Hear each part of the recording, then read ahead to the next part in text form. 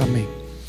No período da manhã nós estávamos no assunto Moisés e o seu projeto de aposentadoria, né? Conforme o Eterno nos mostrou, Moisés se recusa a parar de cumprir Torá. Moisés entende que até na sua morte ele poderia cumprir Torá. Mas nós precisamos voltar no assunto que fala a respeito da pendência que Moisés tinha com o Eterno, referente à quebra da unidade que ele promoveu quando ali ele peca nas águas de Meribá e ele fere a rocha 2 vezes, e ali ele é sentenciado a não entrar na terra. Nós precisamos entender que a dureza com a qual Adonai usou para com ele não foi limitada ao fato dele ter desobedecido na questão do ferir da rocha, mas ao fato de ter sido um ato público, no qual deu ao povo uma falsa percepção a respeito da unidade entre Elohim e seu intermediário. Isso aqui precisa ficar muito fixo na nossa cabeça. Eu vou falar de um assunto aqui, que ele é um assunto bem íntimo, íntimo da casa, mas que foi público, então a gente não tem por que não tratar isso aqui. No ano de 2015, nós vivemos um dos piores anos, né, da história da casa, que foi um ano que ocorreu uma ruptura muito grande aqui dentro da casa, que em torno de umas 50 pessoas deixaram a casa e fundaram uma nova congregação, e a grande maioria dessas pessoas que fundou essa nova congregação hoje sequer estão lá naquele local. O ponto é que a pessoa que encabeçava isso, aqui dentro da casa tinha um cabeça. Não vou citar nomes porque é desnecessário, mas havia um cabeça. E esse cabeça começou, antes de determinar a saída dessas pessoas, esse cabeça começou a usar a Bimá para fragmentar a unidade da congregação. Se eu estiver errado, os antigos aqui me corrijam se não foi esse o processo. Vinha e ensinava-se sobre determinado assunto baseado na direção que o Eterno havia dado. O indivíduo vinha, desviava o assunto e levava o assunto para onde ele entendia que teria que ser feito. Isso começou a acontecer com frequência e começaram a acontecer embates, porque havia uma discordância de boa parte da Assembleia com a postura que o indivíduo tinha aqui à frente, e esse indivíduo foi devagar causando uma ruptura. A Assembleia dividiu-se. Então, ao invés dele usar aquela expressão antiga, botar a viola no saco e partir, ele não quis partir só, porque ele tinha uma concepção de que ele tinha algo que era correto de ser feito, uma forma correta de caminhar, e assim ele fez. E isso não foi um sábado nem 2 sábados, que os antigos aqui lembram disso, foram meses, quiçá se não durou ano essa situação. O fato é que isso foi corroendo a unidade da Assembleia, que quando houve a ruptura, foram ele mais 50 pessoas embora. Então isso aqui é um fato que é determinante para a continuidade de uma obra. Haver fragmentação na unidade coloca em risco todo o trabalho que é feito aqui dentro. Então, dentro desse cenário, se vocês se lembrarem bem, sentado aqui, atrás de onde o Leomar está, na primeira cadeira desta segunda fila do meio aqui, Carmen se levanta. Vocês lembram disso? Ela se levanta em nome da Assembleia e corrige o rapaz, como uma idosa que tinha respeito dentro da casa, e ela, pautada em Torá, ela confronta o rapaz que estava aqui exatamente onde eu estou aqui. Vejam que isso gerou um constrangimento por ela ter se levantado, e subsequente a isso, numa festa de tabernáculos daquele mesmo ano, morre uma pessoa que também estava aqui dentro, tentando trabalhar um conceito de que Yeshua não era o Messias. Ele não era o filho de Elohim, escolhido por Elohim, e ele entrou aqui dentro dizendo que veio para arrancar Yeshua dos nossos corações. Então isso aconteceu aqui dentro.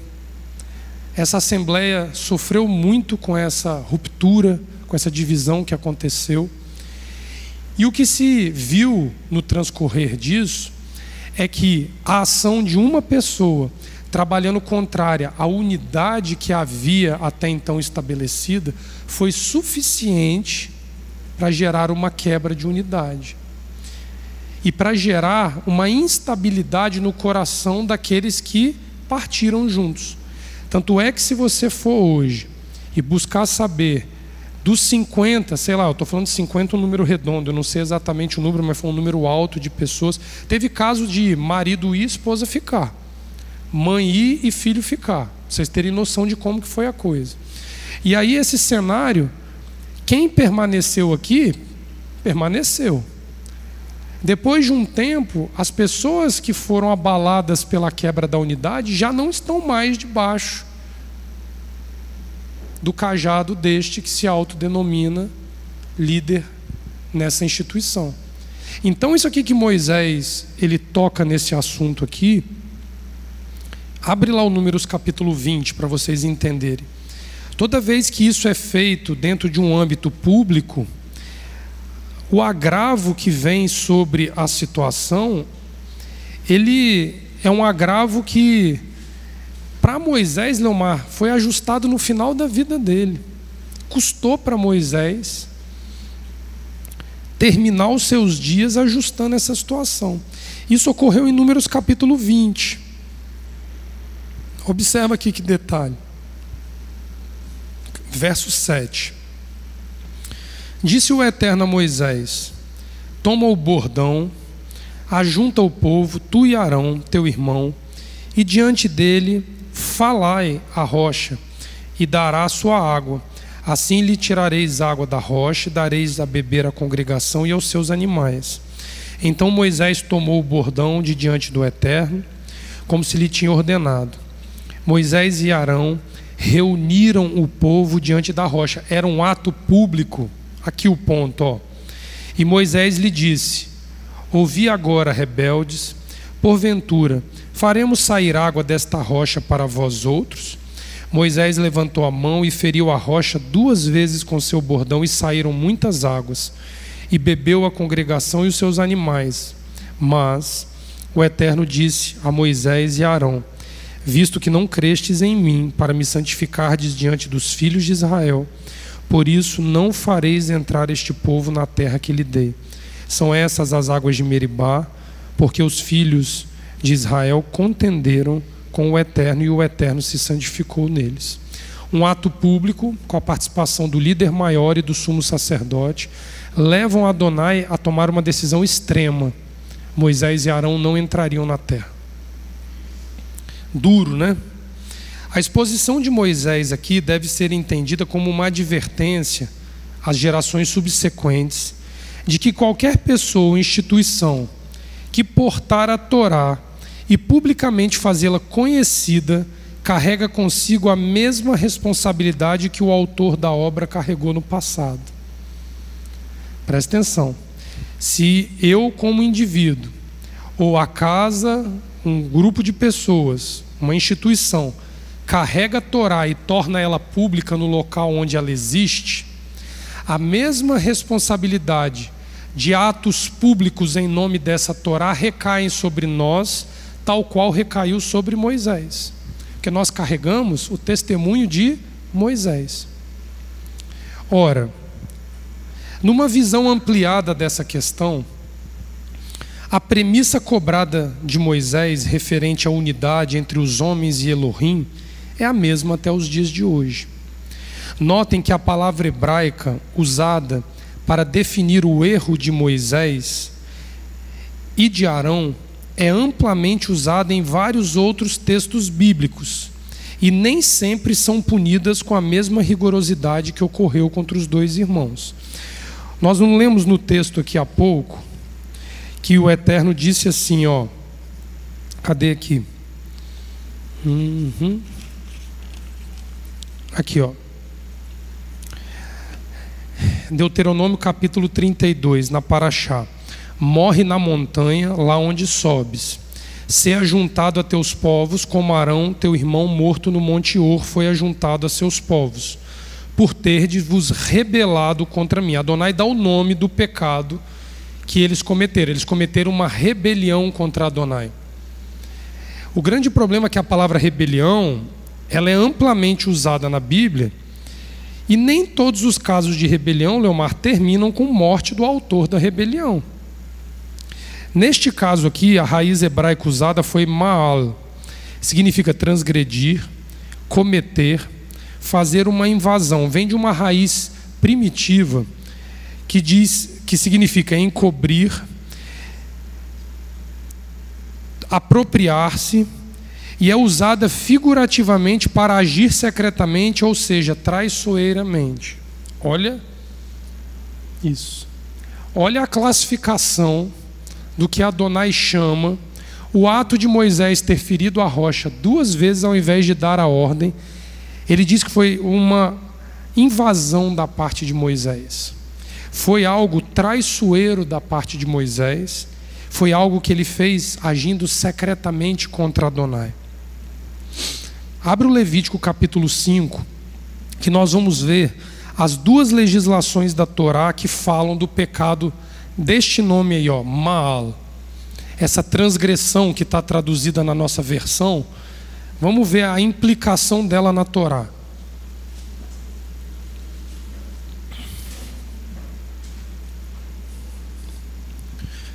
O pecado foi transgressão, da raiz hebraica Ma'al. Levítico capítulo 5, verso 14 diz assim, ó. Aqui se encontra a legislação. Disse mais o Eterno a Moisés: quando alguém cometer uma ofensa, ma'al, uma transgressão, é essa a expressão, e pecar por ignorância nas coisas sagradas do Eterno, então trará o Eterno por oferta do rebanho um carneiro sem defeito, conforme a tua avaliação, em ciclos de prata, segundo o ciclo do santuário, como oferta pela culpa. Assim restituirá o que ele tirou das coisas sagradas, e ainda acrescentará o seu quinto, e o dará ao sacerdote. Assim o sacerdote, com o carneiro da oferta pela culpa, fará expiação por ele, e lhe será perdoado. Então, quando você peca contra as coisas sagradas, o Levítico capítulo 5 diz que há recurso. Você faz esta oferta específica aqui, e você leva esta oferta diante do Eterno. Só tem um detalhe aqui. Quantas vezes por ano, Leomar, você desfaltava a culpa contra as coisas sagradas? Alguém lembra?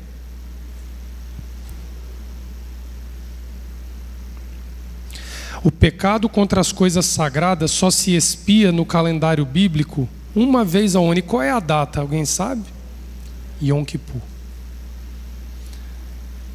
Lembra que o Leomar de manhã falou que os rabis dizem que a Paraxá Razino é como o Yom Kippur de Moisés? Provavelmente foi no período de Yom Kippur que toda essa situação de Moisés aconteceu e se ajustou. Porque contra as coisas sagradas eu não consigo fazer uma expiação plena, Leomar, diariamente. Eu preciso chegar a Yom Kippur para me expiar contra coisas sagradas. E ferir a rocha, como Moisés fez, foi um ato contra quem? A unidade, algo sagrado entre Adonai e o seu povo. Então ele incorre nessa legislação. A segunda aplicação dessa raiz encontra-se no capítulo 6, verso 1, na continuidade do texto aí de Levítico. Falou mais o Eterno a Moisés, dizendo: quando alguma pessoa pecar e cometer ma'al, ofensa, contra o Eterno, e negar ao seu próximo o que este lhe deu em depósito, ou penhor, ou roubar, ou tiver usado de extorsão com o seu próximo, ou que, tendo achado o perdido, o negar com falso juramento, ou fizer alguma coisa de todas as em que o homem costuma pecar, será, pois, que tendo pecado e ficado culpada, restituirá aquilo que roubou, ou que extorquiu, ou o depósito que lhe foi dado, ou o perdido que achou, ou tudo aquilo sobre o que jurou falsamente, e o restituirá por inteiro, e ainda isso acrescentará a quinta parte àquele a quem pertence. Lhe dará no dia da sua oferta pela culpa, e por sua oferta pela culpa trará do rebanho ao Eterno um carneiro sem defeito, conforme a tua avaliação. Para a oferta pela culpa trá-lo-á ao sacerdote, e o sacerdote fará expiação por ela diante do Eterno, e será perdoada de qualquer de todas as coisas que fez, tornando-se por isso culpada.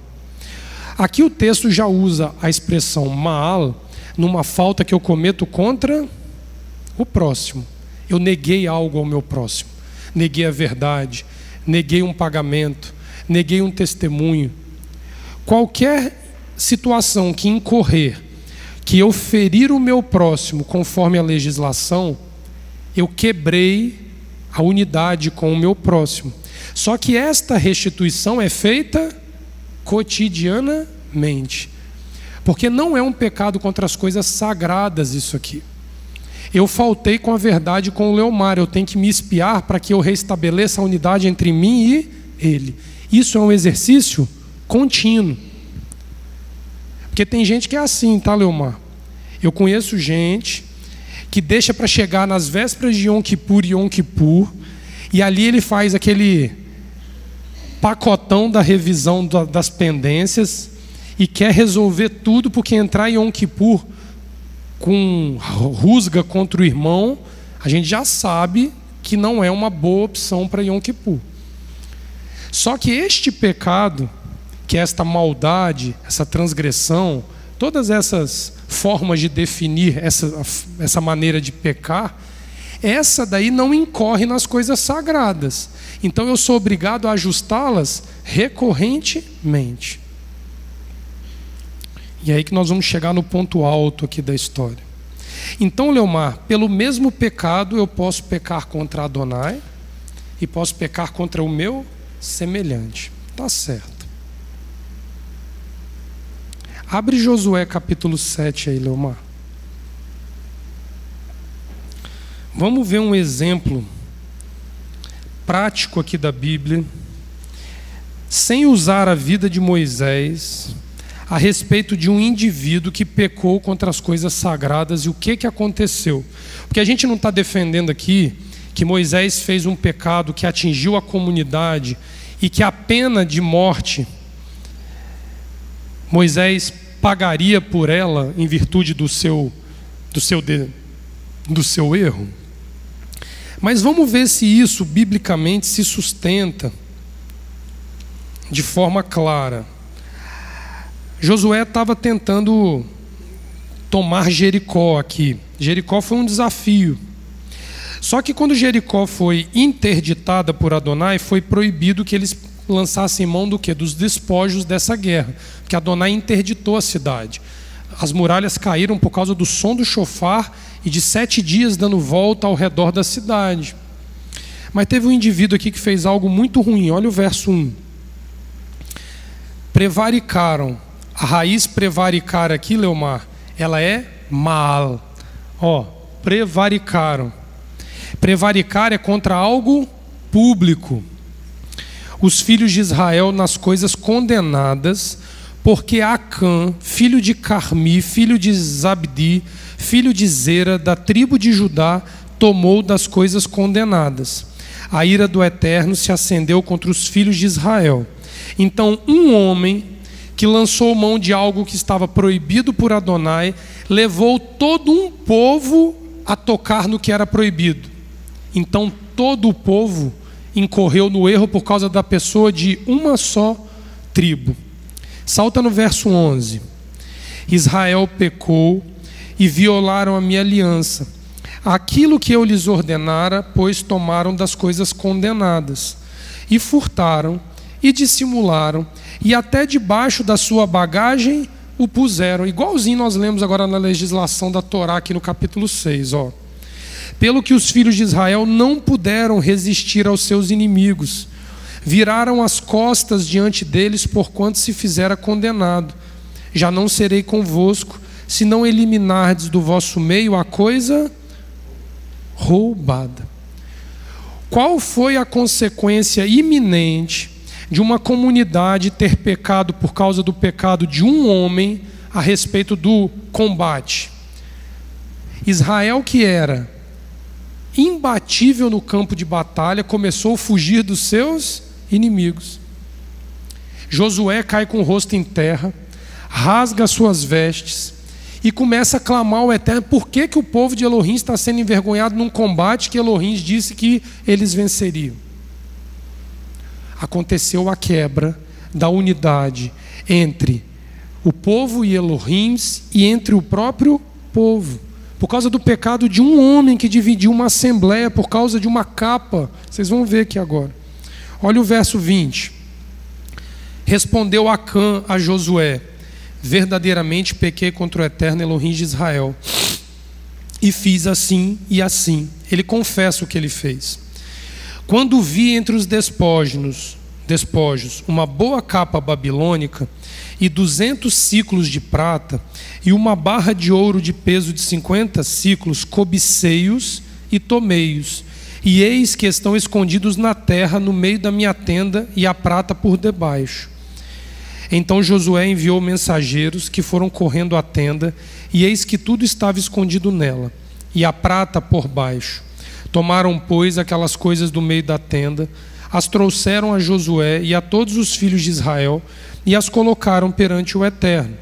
Então Josué e todo Israel com ele tomaram Acã, filho de Zera, a prata, a capa, a barra de ouro, seus filhos, suas filhas, seus bois, seus jumentos, suas ovelhas, sua tenda e tudo quanto ele tinha, e levaram-nos ao vale de Acor. Disse Josué: por que nos conturbastes? O Eterno hoje te conturbará. E todo Israel o apedrejou, e depois de apedrejá-los, queimou-os. A penalidade veio sobre ele, sobre a família dele, sobre os bens dele, mas Israel foi derrotado no campo de batalha. Por que aqui, lembre do que nós conversamos pela manhã, por que aqui houve apedrejamento destes homens? Por que não trespassaram a espada? Por que não enforcaram?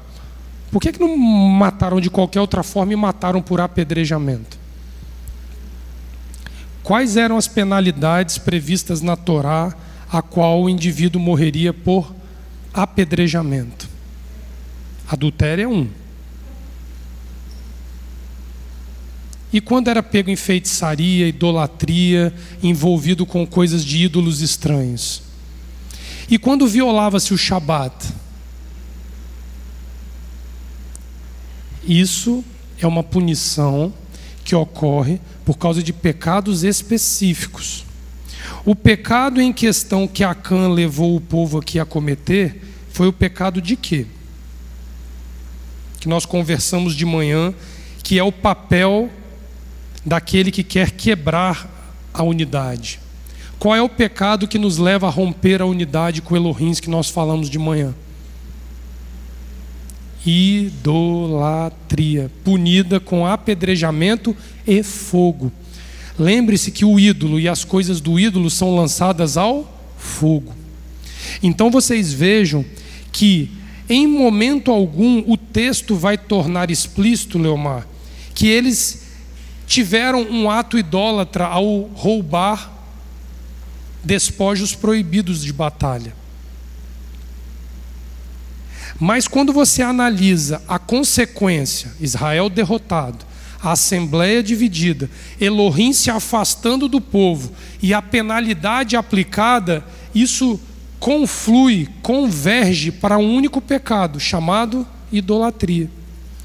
Então, quando nós olhamos aqui a situação, aplica-se aqui sobre Acã a penalidade de um homem que rompeu com a unidade de toda a casa de Israel diante de Adonai.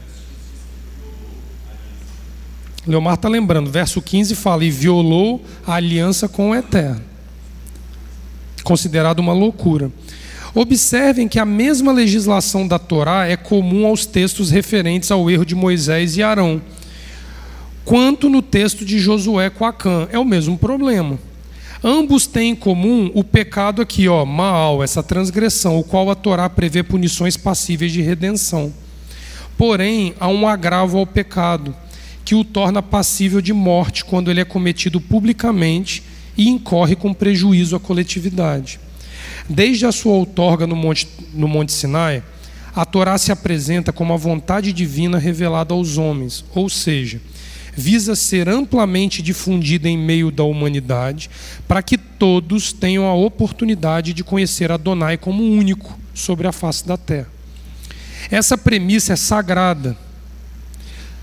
Ter o privilégio de conhecer Adonai como o único Deus é uma premissa sagrada. E por isso, um indivíduo ou uma instituição que carregam consigo a Torá devem trabalhar para manter seus ensinos públicos. Se a Torá plantada em meio a uma localidade não for oportunizada a todos os habitantes do local, os seus portadores, nós, incorrem no erro o qual estamos discutindo. Lembrem-se que a ordem dada a Moisés era que falasse a rocha e ela daria água ao povo que estava sedento, ao povo sedento. Esse é o foco das palavras que inauguram a Parashá Razino. Um apelo de Moisés para que toda a humanidade ouça as palavras de Elohim. O apelo é abrangente a todos os humanos, sejam eles ou não íntimos deste Elohim.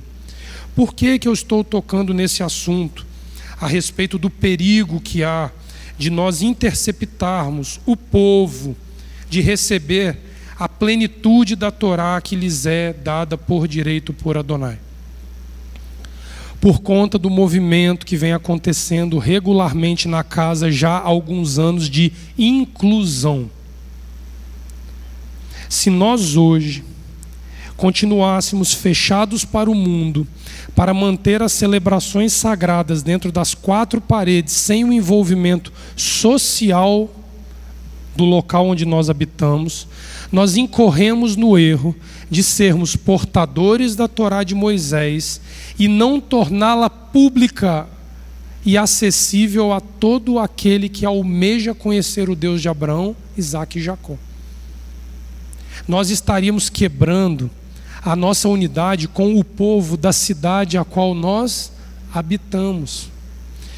Não é de hoje que nós temos recebido a unidade penitenciária com o coral do projeto Neshama cantando aqui dentro nas festas. Não é de hoje que nós temos recebido pessoas de outras congregações, denominações que vêm buscar ouvir a palavra de forma liberal aqui dentro. E agora a associação começa a fazer um movimento de convidar os beneficiários para participarem de eventos solenes na casa do Eterno. E isso precisa soar como algo muito bom para nós. Se nós olharmos com o viés religioso, que nós estaremos em assembleia com pessoas de fora, nós podemos incorrer no erro de sermos julgados por este mesmo pecado aqui que Acã, pelo mesmo pecado que Moisés e Arão incorreram quando infringiram com o aspecto da unidade entre o povo de Elohim. As festas sagradas, os dias sagrados, são as oportunidades anuais de que todos tenham acesso a Elohim. O profeta Zacarias, se eu estiver errado, vocês me corrijam aqui, Ulisses, você e Leomar, no capítulo 14 diz que se todas as nações não subirem anualmente à festa dos tabernáculos para adorarem ao rei, isso já está falando de uma era messiânica onde Yeshua já reina sobre Jerusalém, essas nações pagarão pelo não comparecimento. Se eu não me engano é Zacarias capítulo 14 que vai falar isso. Por quê? Porque a subida a Jerusalém nos dias festivos, ela é uma premissa para a humanidade. Se vocês olharem o livro de Marcos, se eu não me engano, quando fala da narrativa de Pessa, vai dizer que em meio aos judeus que subiram para celebrar a festa, haviam gregos que ouviram falar e subiram para adorar em Jerusalém. 2000 anos atrás, os gregos já migravam da Europa para o Oriente Médio para celebrar Pessa em meio aos judeus.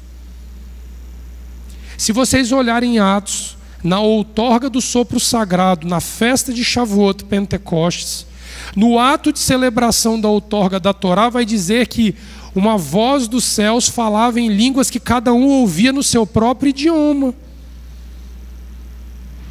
Ou seja, o sopro sagrado, Ulisses, é abrangente na língua para você entender. Eu e você vamos fechar a porta para o indivíduo que é o nosso concidadão entrar? Presta atenção, o sopro sagrado se manifesta falando em inglês, chinês, português, turco, hebraico e bababá, quantas línguas existirem. Aí eu e você somos incapazes de reconhecer o bem, abrindo as portas de onde a gente mora para os nossos concidadãos. Nosso nariz entorta, porque não está mais do jeito que eu gostava que estivesse. Vocês viram como é que estava apertado no dia da festa? Daqui eu via, estava apertado, estava aquela coisa ajustadinha. Pois eu digo que os céus disse, foi muito bom. Que tove, muito bom. Porque nós, a partir desse momento, começamos a oportunizar a quem tem sede e fome da palavra de Elohim, de subir e cumprir mandamentos, sem nem mesmo o indivíduo achar que ele está fazendo isso. Muitos aqui talvez estivessem aqui dentro de uma situação de envolvimento, por causa de gratidão do trabalho da associação, mas estiveram aqui. Ouviram a palavra de Elohim, e a Bíblia diz que a palavra de Elohim, ela não volta vazia, ela supre o coração do homem. É esse o ponto.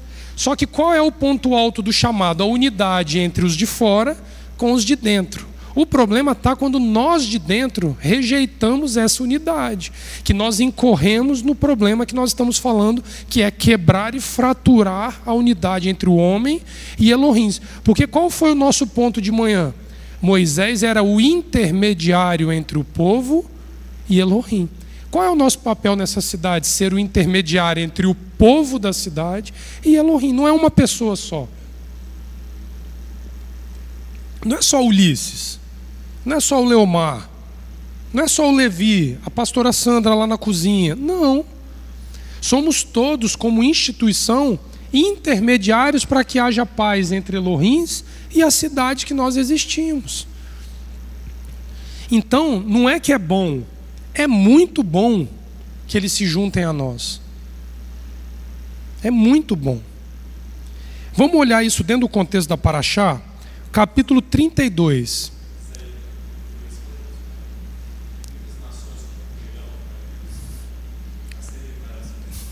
Pega no microfone ali para o pessoal poder ouvir você melhor, Leomar. Tem gente em casa que ficou com medo da chuva e preferiu assistir de casa. O profeta Isaías, no capítulo 2, ele já fala isso, né? Quando ele diz ali que as nações subirão a Jerusalém para celebrá-lo, né? Zacarias 14, Isaías capítulo 2. Para que as nações venham falar isso aí que está escrito aí, que de Sião vem reconhecer que de Sião sairá a Torá. Numa era messiânica, Leomar, o capítulo 66 do profeta Isaías diz que os hebreus vão buscá-los onde eles estiverem e trazê-los em carruagens como oferta ao Eterno. Vai ser uma coisa tão gigantesca o gentio reconhecer Elohim e aderir à sua Torá, que eles vão chegar como um presente nobre diante de Elohim. Amém. Isaías capítulo 66, é só abrir lá e olhar com cuidado que vocês vão ver isso daí. E ainda diz o texto que alguns deles serão separados para levitas e sacerdotes. Ainda tem isso, tá? Ainda tem isso. Isso. Volta lá no capítulo 32, que nós vamos esmiuçar o primeiro versículo dessa paraxá, que nós vamos entender tudo isso dentro do primeiro versículo. Olha só que interessante. O texto diz assim: inclinai os ouvidos, ó céus, e falarei, e a terra ouça as palavras da minha boca. Não é assim que está a tradução habitual aí que a gente usa? O texto da Torá, passa ali, Levi, o próximo ali. Deixa eu ver se já é o próximo. Isso, olha lá. O texto da Torá vai dizer assim, ó: estai à escuta, céus, eu falo, terra, ouve os dizeres da minha boca. Parece haver aqui duas repetições de termos que parecem significar a mesma coisa, mas não significam.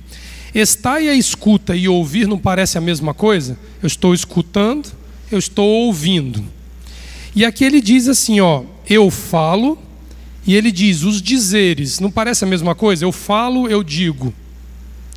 Vamos observar aqui que o texto da Torá ali, ele vai trabalhar as expressões de forma muito específicas.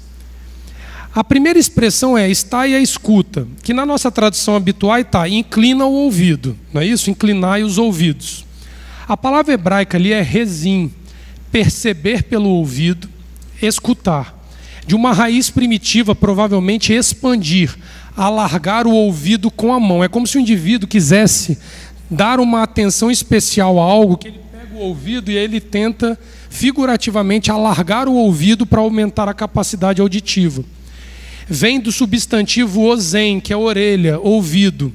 Mas o substantivo também significa um anúncio, uma audiência ou uma audição. Então, observem que a raiz azan, essa terceira aqui, diz que ouvir, Leomar, é o mesmo que pesar, testar, provar e ponderar. Observa aqui um detalhe. Eu chego para o Juan e falo assim, ô Juan, ouve o que eu vou te falar. O Juan ouve e o Juan ouve. Entrou aqui, saiu aqui. Ele cumpriu o ato de ouvir porque ele não é surdo. Inclinar os ouvidos significa que eu falei, ele processou, ele pensou, ele refletiu, ele botou na balança e ele considerou o que foi dito. Tem uma diferença.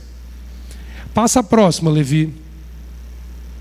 Olha lá o segundo ouve. O segundo ouve é o ouve que nós todos estamos habituados, da raiz chamar, ouvir com atenção, chamar para reunir, ser cuidadoso ao ouvir, certamente, consentir ou considerar. É a raiz da expressão Shema Israel.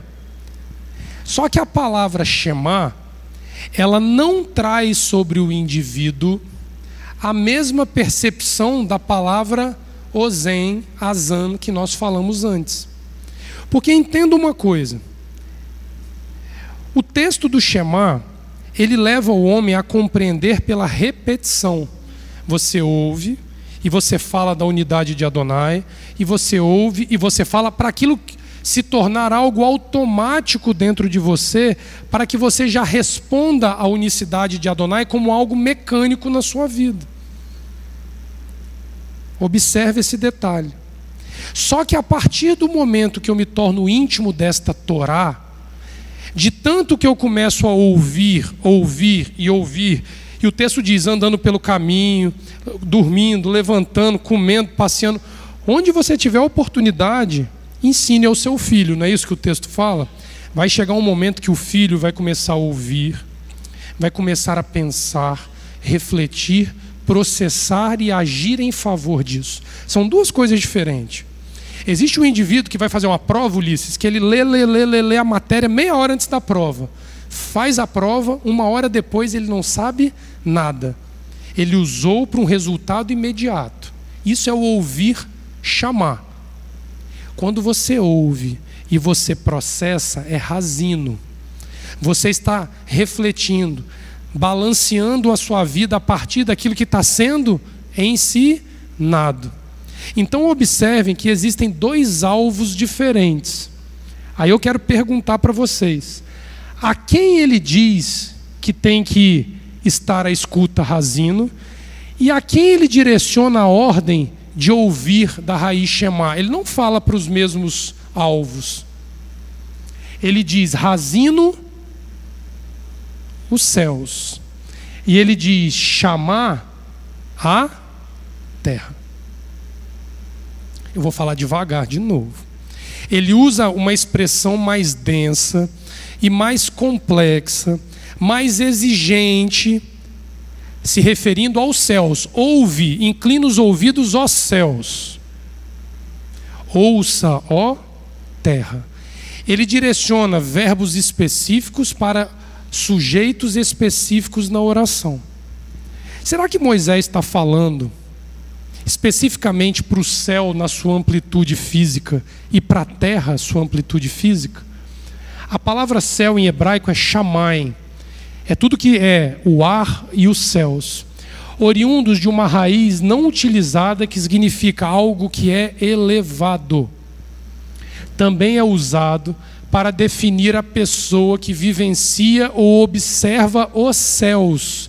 No caso, você pode usar isso como uma referência ao astrólogo, que fica olhando. Não é o astrônomo, é o astrólogo que fica tentando entender os movimentos místicos que ocorrem nos céus. Aí eu vou voltar à pergunta: quem é o objeto que a Parashá Razino se direciona? Quem é este ser elevado? Quem é este ser que fica conectado com o que ocorre nos céus, a ponto de ser exigido dele que ele ouve, ele pensa, ele balança, ele esquadrinha, ele mastiga, ele rumina e ele torna aquilo viável? Quem é os céus a quem Moisés está clamando para inclinar os ouvidos? Vamos, gente. Yeshua não. Não. Um é o sujeito celeste, outro é o sujeito terreno. O servo que se eleva por meio da doutrina da Torá é chamado por Moisés no último instante da vida de Moisés e diz assim, ó, ouve, pensa, reflete, bota numa balança, pondera o que eu estou dizendo, porque nós já recebemos tanta Torá, já tivemos tanta experiência com a palavra do Eterno, que Moisés nos chama no seu último dia para uma reflexão profunda, para os conhecedores de Torá, para os amantes de Torá. Moisés está direcionando o discurso aos que unem-se a ele. Mas ele usa uma forma figurativa, ele se direciona ao céu. Mas não é o céu, é o ser que se eleva como o céu. É o homem espiritual que ouve Torá, que teme, que geme na presença de Adonai por causa dos mandamentos. Só que ele é misericordioso e diz assim, ó, terra, ouve os dizeres da minha boca. A palavra terra é Eretz. É tudo que é comum. É um país, é uma terra agrária, é um campo, é um terreno, são as nações, é um caminho. Oriunda de uma raiz não utilizada, provavelmente significando ser firme. Esse aqui, ó, é o indivíduo ainda não detentor de Torá, que lá em Atos capítulo 15, na tão discutida Assembleia de Jerusalém, que Paulo e os discípulos ali defendem que não atropelassem os gentios que estavam chegando, Paulo vai dizer assim, porque a cada Shabat, Moisés é lido em todas as sinagogas de Israel. O que significa isso? Que o indivíduo que vier aqui nos dias sagrados, em Shabat, em Pessa, em Shavuot, em Sukkot, Rosh Hashanah e Yom Kippur, o ato dele vir e ouvir é parte do processo para um dia ele se tornar um ser elevado, que adere à Torá, que guarda princípios e mandamentos como algo singular na vida. Nesse momento, eles se tornam preferidos ou preferência, porque todo Shabat você ouve Moisés, mas ele está se elevando naquele momento, é um momento oportuno para que ele possa também ter a oportunidade que todo Shabat você tem. Então eles se tornam preferidos, a preferência é dada a eles. Essa é uma visão não agradável para os sistemas religiosos. Porque quando pessoas de fora do sistema religioso adentram o sistema religioso, a tendência é gerar uma instabilidade dentro do sistema religioso. Por causa das práticas e faltas de costumes associados às práticas de Torá. Mas qual é o problema? Se nós que temos Torá não conseguirmos lidar na receptividade, na hospitalidade desses que estão sendo chamados por Moisés. O chamado é mosaico. Moisés está chamando estes terrenos que ainda vivem uma vida longe de Torá, pautada em coisas físicas. Vem e ouve os ditos da minha boca. Porque por si só são sagrados. O que nós precisamos entender é que a idolatria existente dentro de nós, com a religiosidade, com um alto valor que eu me dou a mim mesmo, a ponto de eu me sentir incomodado que pessoas de fora adentrem para cumprir razino, torna sobre mim uma penalidade de ser um divisor desta unidade. Porque vocês vão ver comigo aqui que o Salmo, cadê aqui? Isso.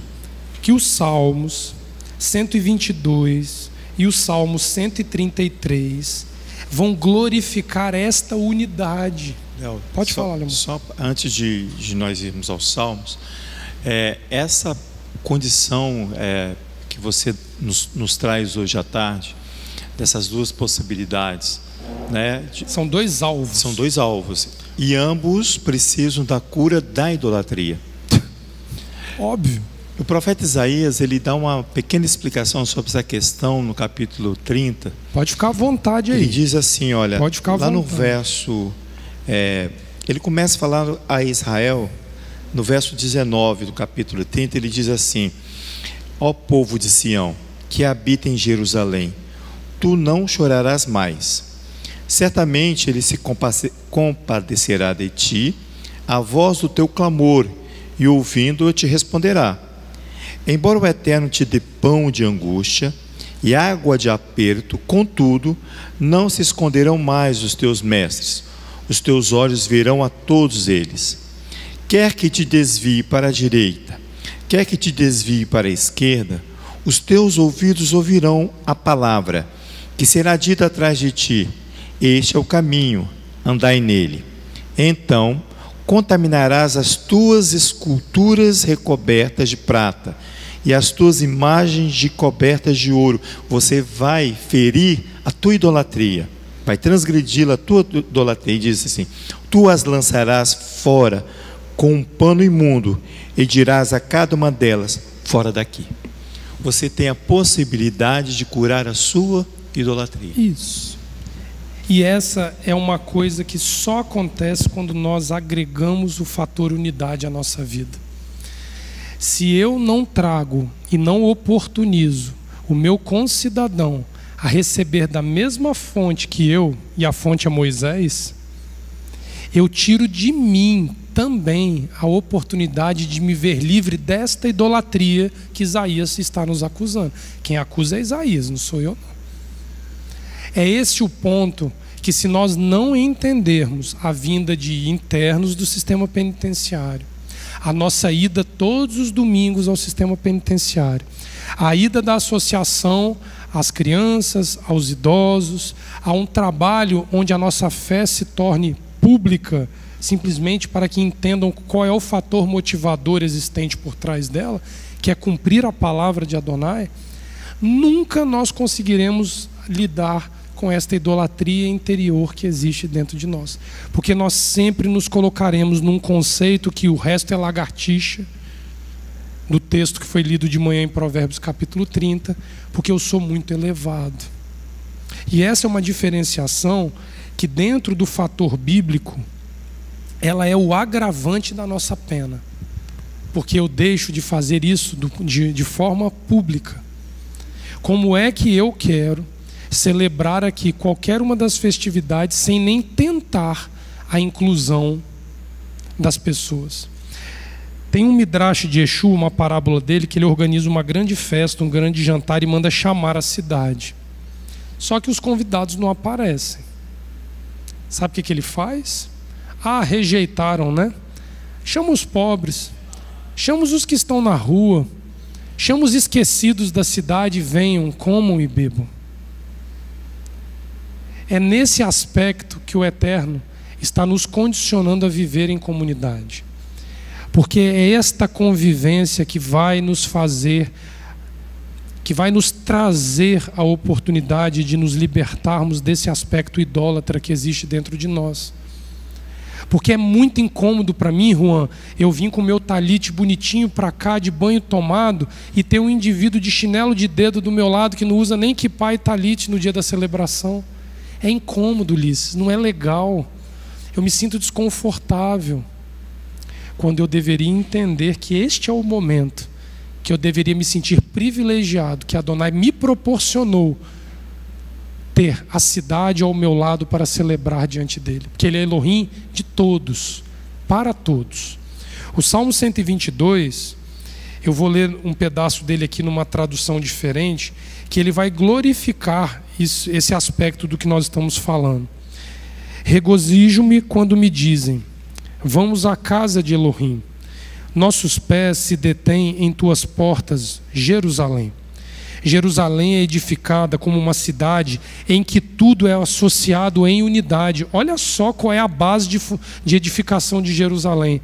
Jerusalém edificada como uma cidade em que tudo é associado em unidade. Tudo acontece em nome da unidade. Sim, ali sobem os ramos de Elohim, o testemunho de Israel, para glorificar o nome de Adonai. Por causa dos meus irmãos e meus companheiros, falarei então paz a ti. O Salmo 133, para nós encerrarmos, ele diz assim, olha como que a unidade ela é glorificada em meio à palavra de Adonai. Eis, que bom. Por isso que eu disse, que bom o que aconteceu aqui em Rosh Hashanah. Que agradável habitar irmãos unidos assim. Como o bom óleo sobre a cabeça desce até a barba de Arão, desce até a boca de sua capa, como o orvalho do Hermon desce sobre os montes de Sião. Sim, lá, em Sião, Adonai ordena a bênção, a vida em perenidade. Essa estrutura que está sendo cobrada de nós, ela é muito mais uma necessidade de ajuste nosso do que da outra parte. Porque a religiosidade, ela cega os olhos. A religiosidade cega os olhos. E Yeshua chamava os fariseus de condutores de cegos. Por causa faça o que eles ensinam, mas não procedam como eles procedem. Porque eles ensinavam Torá, mas procediam alheios à Torá.